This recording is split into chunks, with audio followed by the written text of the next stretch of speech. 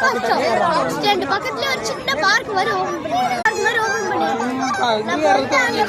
Bus எடுத்து bus யாராவது miss பண்ணிட்டாங்கன்னா அடுத்த பஸ் வரவங்க வெயிட் பண்ணாம இங்க ஜாலியா சுத்தலாம். வாங்க நான் இதுல ஏற போறேன்.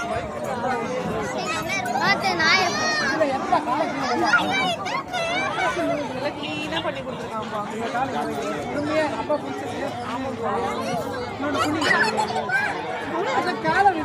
மேலே ஏறு.